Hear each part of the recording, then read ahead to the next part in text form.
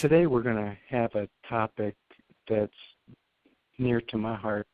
And if I said the topic of today is getting a great result, you see, everyone wants to get a great result on profits. Just ask them. Responses change, however, if you ask them how they're going to get that profit. Today we're going to look at some ways to improve the profitability in the service department. And for those that have known me for any length of time, know that the uniform bill is one of my personal projects. I know for a fact Cintas has not put a hit out on me yet, but the losses in their services have exceeded 7 figures for many years now, and that number keeps climbing. I wish I had a way to track it. Uniform bills are something that we generally don't pay much attention to. When's the last time you took your uniform bill out and looked at the detail?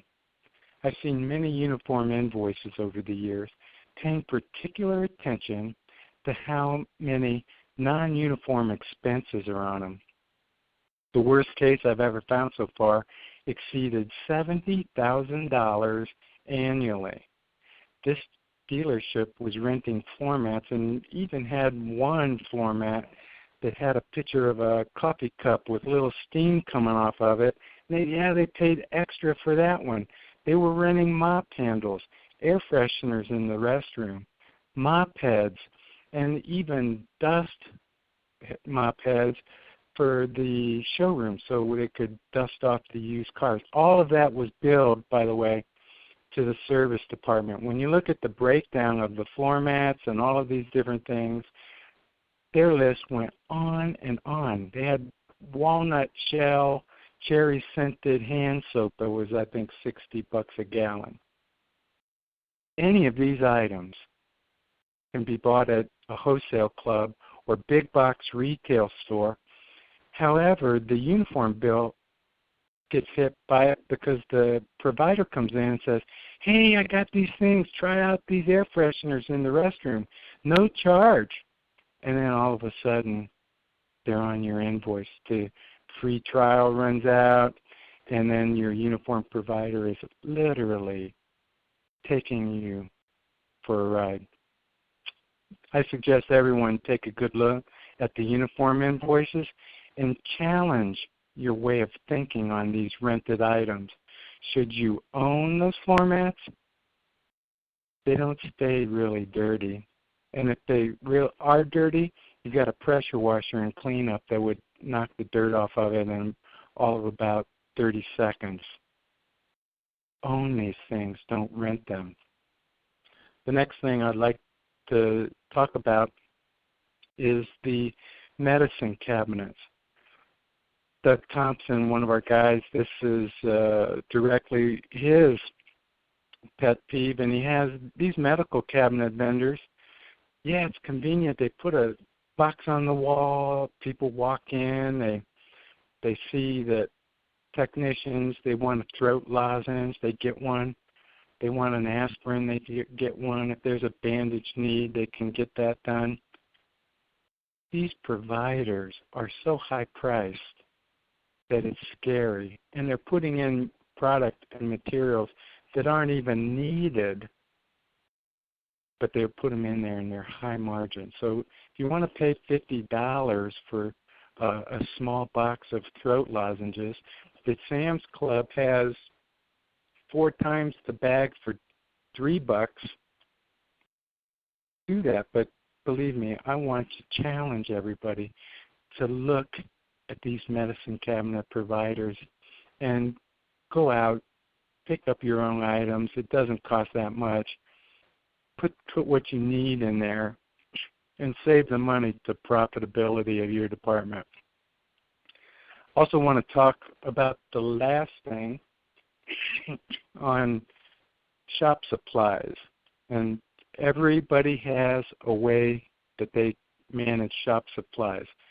But if you want to control shop supplies, have an invoice in your parts department for individual technicians.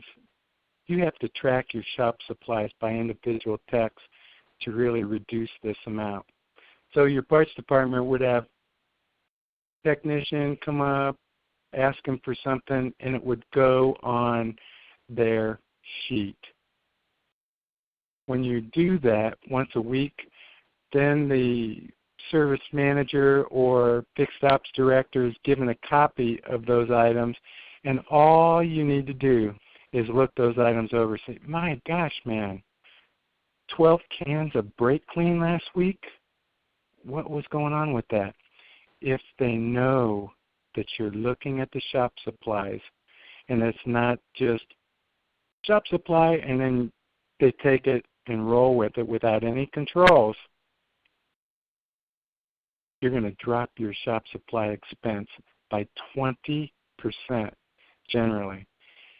When you look at an item such as a key and ask the technician 3 questions a week.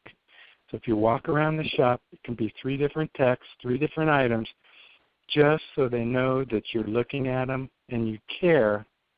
You'll control this expense dramatically, and that will drop expenses radically in your shop.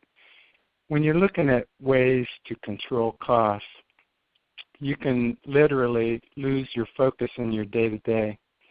If you don't have a process to watch these expenses, and there's 3 examples of anyone could use and go back and check on them. Fact is, it's very rare that any of these areas are watched dramatically.